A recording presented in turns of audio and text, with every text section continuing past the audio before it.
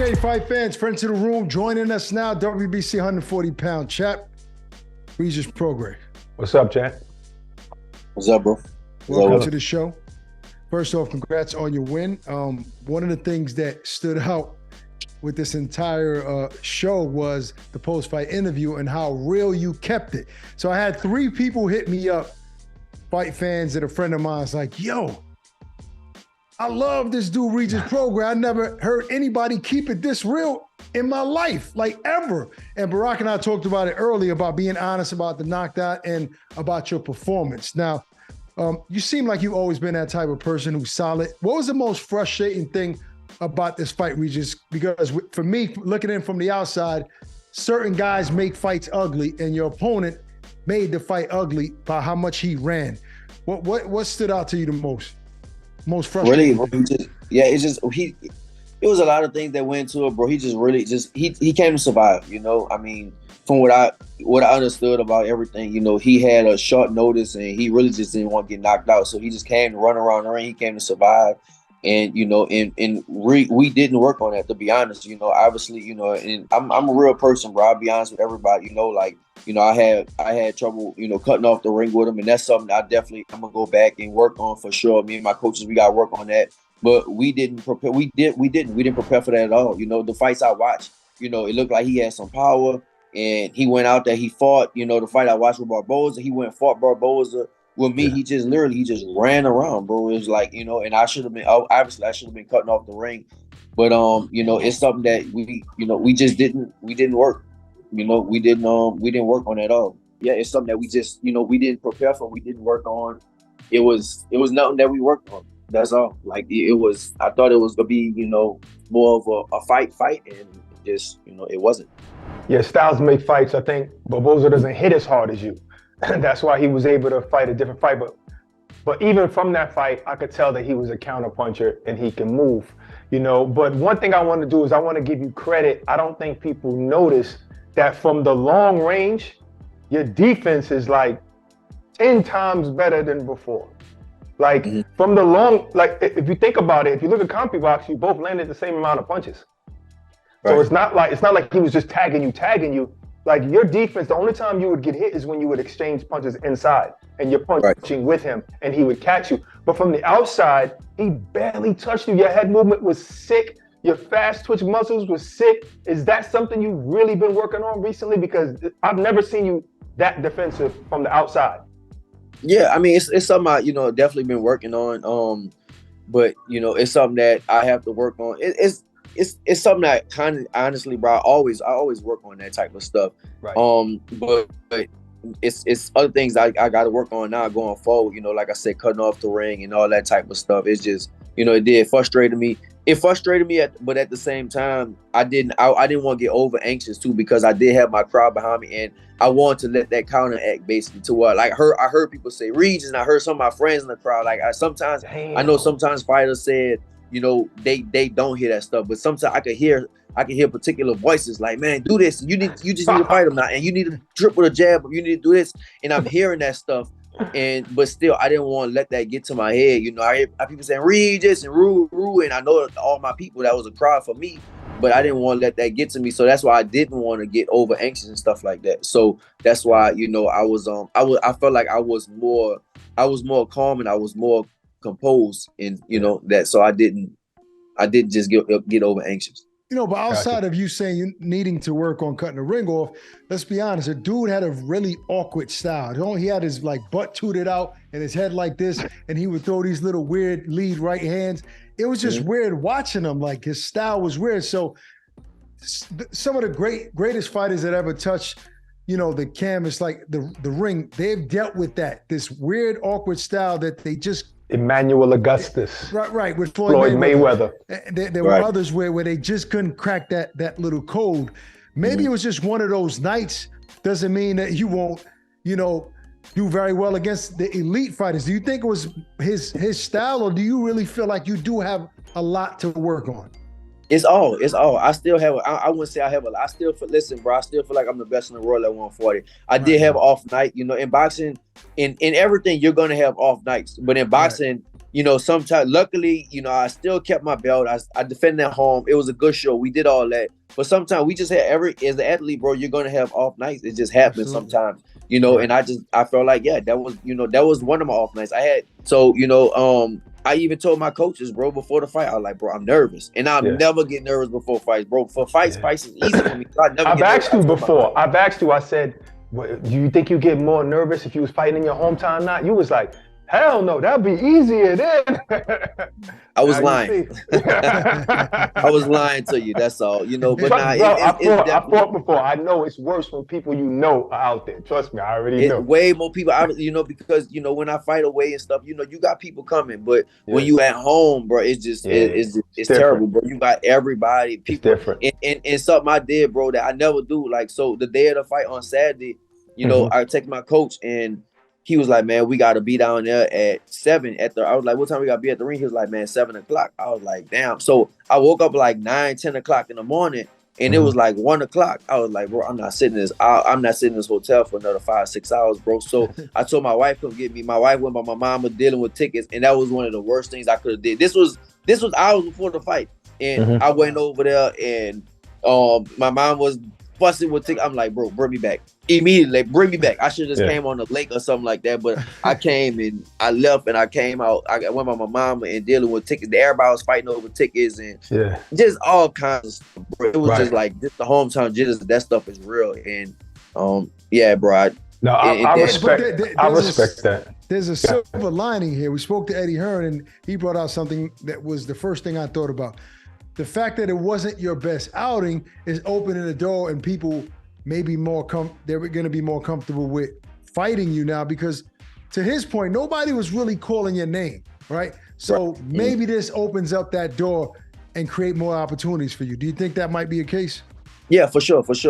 You know, after the fight, you know, we was in the post-fight thing with Eddie and, you know, Devin texted him a picture of him smiling. And then I talked to Devin myself. So now I think Devin, you know, I think he'll definitely, you know, take the fight now after watching that. So, you know, I think people will be open to fighting, and I'm cool with it, bro. It's a good and a bad thing, and it's a good thing for me because I'm the biggest critic on myself. You know, like I felt like I didn't feel good. Like even today, waking up, like we had a big old party and all that, like after the fight, but still, like I didn't like my performance. I really didn't, and I know I told coaches, bro, we gotta work, we gotta change things. Like Bill Haney was there. Did he say anything to you?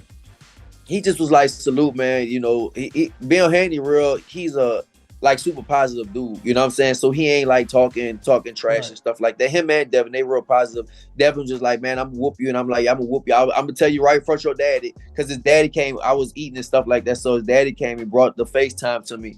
And I was like, man, look, I'm gonna tell you right in front of your daddy. I'm gonna beat your right in front of your daddy. And then he was just like, man, whatever. He was like saying things, he gonna whoop me and all that type of stuff. So it's cool, bro. But there's certain level of respect that you guys have for one another.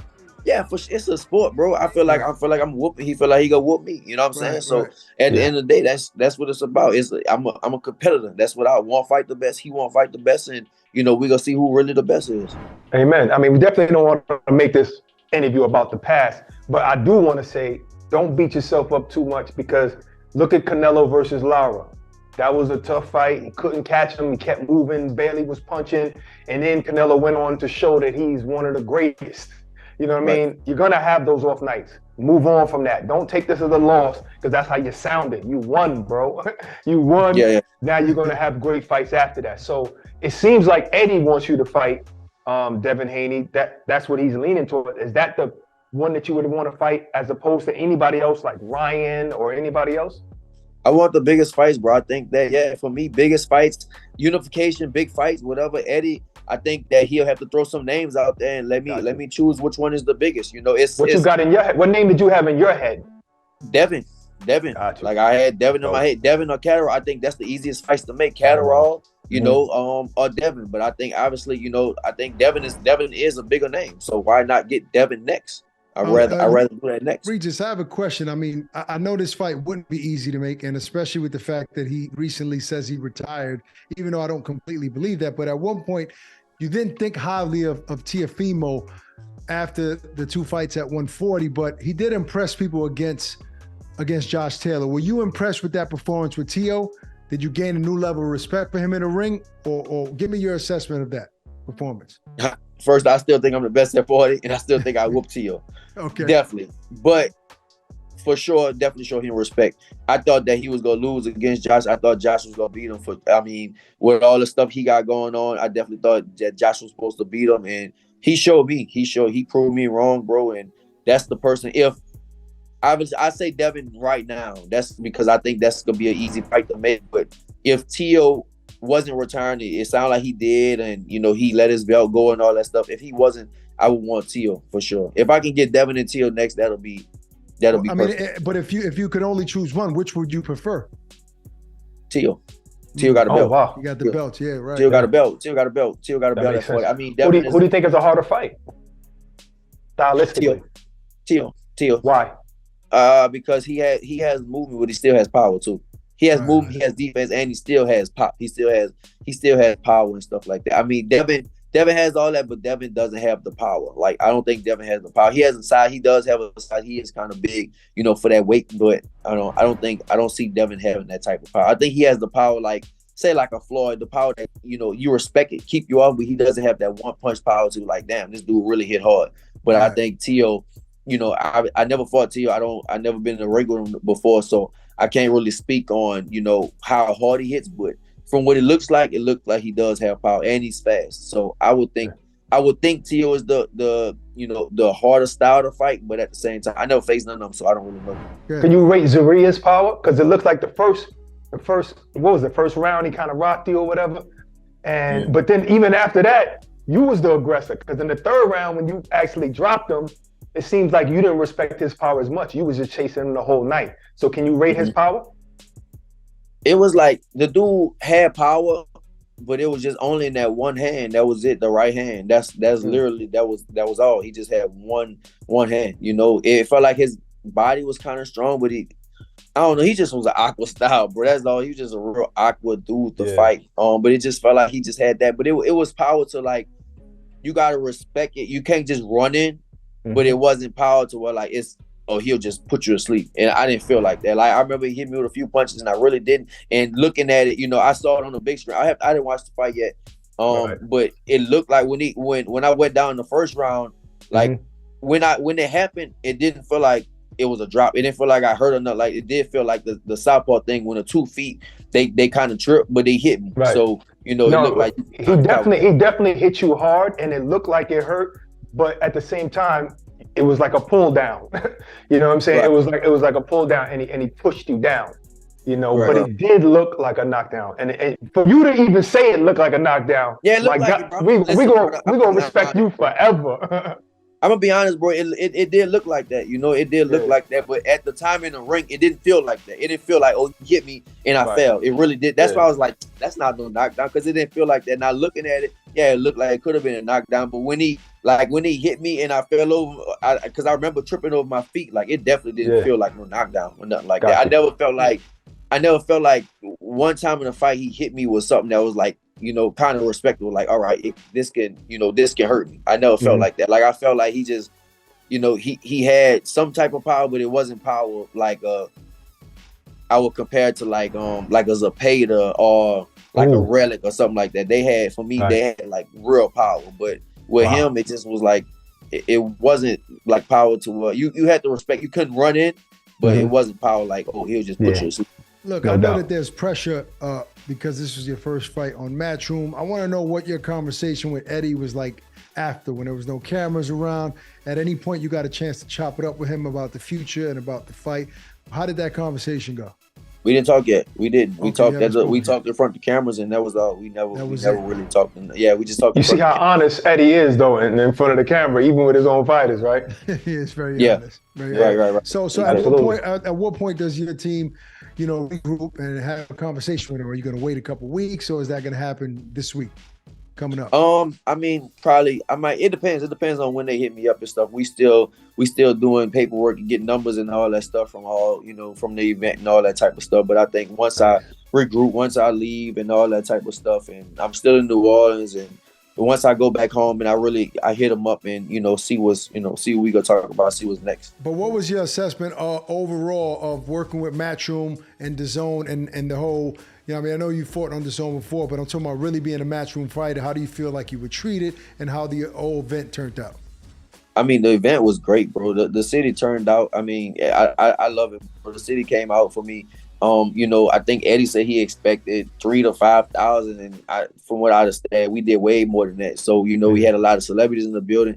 It was cool, bro. It was just a good event overall. Like, Matchroom did their thing. You know, my people, my team did their thing, bro.